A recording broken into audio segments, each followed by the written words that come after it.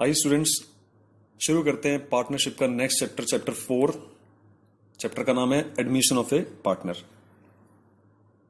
Sometimes a new partner is needed in to the firm, business firm, due to the following reasons. जरूरत पड़ जाती है नए partner को एडमिट करने की फर्म में। इन कारणों से जरूरत पड़ती है। पहला कारण, when more capital is needed for the expansion of business. कई बार हमें कैपिटल की जरूरत होती है, ज्यादा कैपिटल की, बिजनेस को एक्सपेंड करने के लिए, तब एक नए पार्टनर की जरूरत पड़ती है। When a competent and experienced person is needed for the efficient running of A business. कई बार हमें लगता है कि एक स्पेसिफिक पर्सन है, मिस्टर सी है, ए और बी पार्टनरशिप में है, ऑलरेडी है।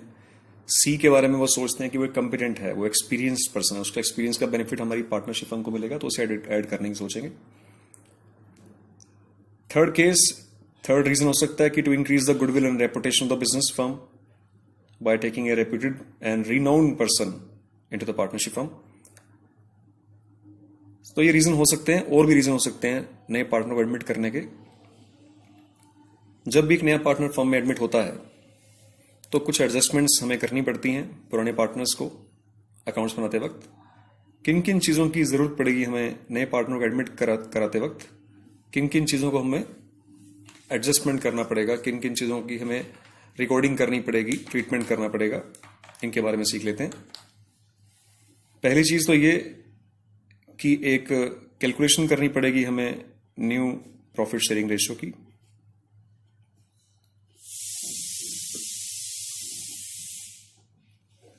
ठीक है, अकाउंटिंग ट्रीटमेंट करना पड़ेगा गुडविल का, रिवैल्यूएशन करना पड़ेगा एसेट्स एंड लायबिलिटीज का, अकाउंटिंग ट्रीटमेंट करना पड़ेगा हमें रिजर्व्स का, और इसके साथ साथ एक्यूमुलेट प्रॉफिट्स फॉर्म में है अगर तो उनका। हमें एडजस्टमेंट्स करनी पड़ेंगी कैपिटल की on the basis of new profit sharing ratio के अकॉर्डिंगली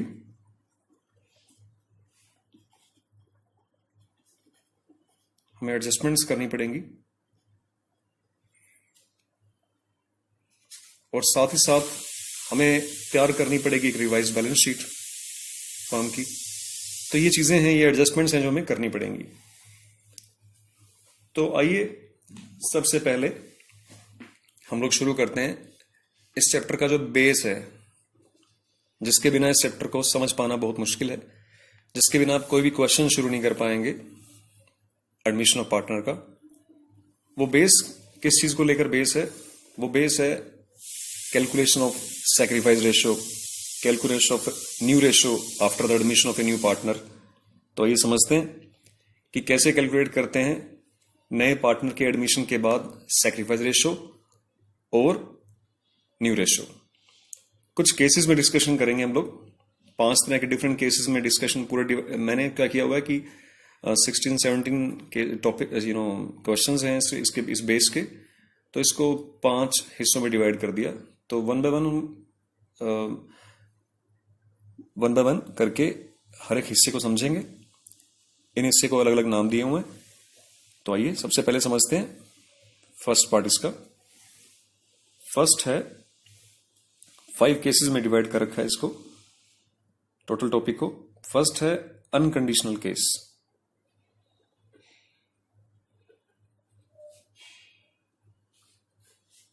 ये फर्स्ट केस है। अब ये अनकंडीशनल केस क्या है थोड़ा सा समझते हैं प्रैक्टिकली, फिर बात करेंगे इस बारे में। अनकंडीशनल केस का मतलब, for example, A and B are 2 partners sharing 3:2। They admit C as a new partner for 1/4 share in the profits and loss. Question में बस इतना ही इंफॉर्मेशन गिवन है और आपको बोल दिया कि calculate the sacrifice ratio, calculate the new ratio of A, B and C. So how to calculate this new ratio and sacrifice ratio? देखिए, अनकंडीशनल केस क्यों है, पहले तो ये जानते हैं हम लोग। अनकंडीशनल केस इसको इसलिए बोला गया है कि इसमें किसी भी कंडीशन की बातचीत नहीं हुई है कि सी ने जो शेयर एक्वायर किया है, जैसे इसको 1/4 शेयर मिला है फर्म से, अल्टीमेटली ये शेयर दिया तो ए बी, या ए ने दिया है या बी ने दिया है या दोनों ने मिलकर दिया है, तभी इसके पास शेयर आया। तो वो किस रेशियो में दिया है ए बी ने, सी ने अपना शेयर ए से कितना लिया और बी से कितना लिया, ये इंफॉर्मेशन मिसिंग है क्वेश्चन में, तो अनकंडीशनल केस है वाला। ठीक है, तो इस केस में हम लोग कैसे कैलकुलेट करेंगे, सबसे पहले हमें करना है let the total share of firm, firm का टोटल शेयर रहता है हमेशा 1। नाउ सी शेयर, सी का शेयर है 1/4। So, after giving 1/4 to C, what is the remaining share of the firm? 1 minus 1/4 is equal to 3/4. It is the remaining share. C को देने के बाद जो रिमेनिंग शेयर है, ऑब्वियस है ये शेयर ए और बी का है। अब क्योंकि क्वेश्चन में गिवन नहीं है कि ए और बी ने कैसे उसको शेयर दिया है, किस रेशो में शेयर सी को दिया है, ना ये गिवन है, ना यही गिवन है कि सी ने अपना शेयर जो 1/4 शेयर मिला है वो किस रेशो में एक्वायर किया है ए और बी से। तो क्या करना है, रिमेनिंग शेयर को आपने इसी ओल्ड रेशो में डिवाइड कर देना है। कैसे डिवाइड करेंगे, ए को कितना मिलेगा इस रिमेनिंग शेयर में से, ए को मिलेगा 3/4 जो रिमेनिंग शेयर है उसका 3/5 शेयर, बी को मिलेगा रिमेनिंग शेयर 3/4 का 2/5 शेयर। ठीक है, पहले भी इनका 3:2 था तो अब भी 3:2 में ही रहेगा बचा हुआ शेयर। टोटल हो जाएगा, मल्टीप्लाई करेंगे 9/20, 6/20, सी को कितना दिया था आपने 1/4। ध्यान रखिएगा, मैं पहले भी इस बारे में डिस्कशन कर चुका हूं कि एक पार्टनर का शेयर होता है और एक से ज्यादा पार्टनर का रेशो बन जाता है अगर उनको साइड बाय साइड रखते हैं हम लोग। तो आपको कैलकुलेट करना है ए बी सी का न्यू रेशो, ये ए बी सी के न्यू शेयर है ना। इसको हम लोग जस्टिफाई कर लेते हैं, इनका जो डिनोमिनेटर है 20 है, तो 20 बनाने के लिए, इसको भी 20 बनाने के लिए नीचे 5 से मल्टीप्लाई कराएंगे तो 20 हो जाएगा, है ना। तो ऊपर भी 5 से मल्टीप्लाई करना, 5 से डिवाइड करेंगे, मतलब 5 से मल्टीप्लाई 5 से डिवाइड करेंगे तो ये 20 नीचे हो जाएगा, ऊपर आएगा 5/20। तो तीनों का बेस सेम हो जाएगा, अदरवाइज हमें एलसीएम लेना पड़ेगा। अगर आप ये नहीं करते हैं तो आपको एलसीएम से फिर सोल्व करना पड़ेगा, तो ये ज्यादा बेटर है। तो जो न्यू शेयर है 9/20, 6/20 और 5/20, तो the new ratio will be 9:6:5। It is the new ratio. अब आपको बोला जाए कि सैक्रिफाइस रेशो कैसे कैलकुलेट करेंगे आप।